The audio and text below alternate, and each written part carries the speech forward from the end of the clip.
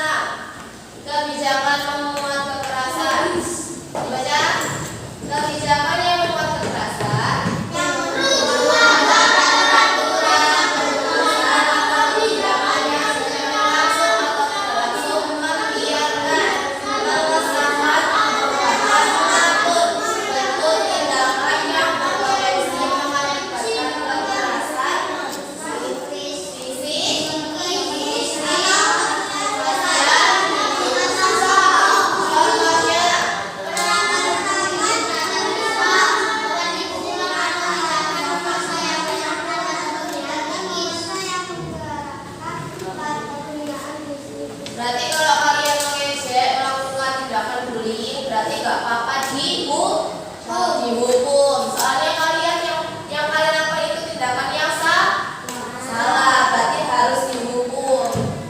Makanya jangan berbuat kekerasan. Sekarang kita belajar apa dari kekerasan. Yang pertama fisik. Apa aja?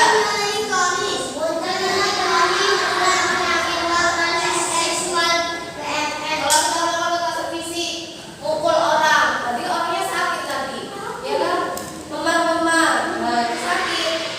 Muncul kering, kronis itu. Kemudian yang psikis,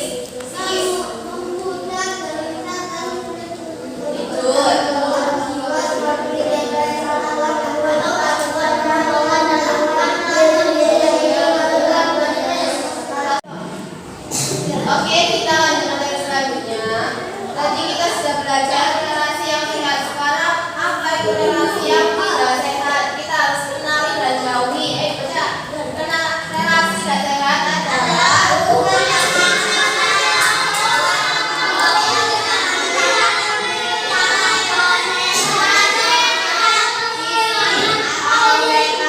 bagaimana sih Bu ciri-ciri relasi yang tidak sehat itu? Nomor satu, toxic relationship. Artinya apa? Hubungan pertemanan yang tidak baik, maunya menang sendiri, itu toxic relationship. Gak mau kalau temannya juga ikut senang, itu toxic relationship.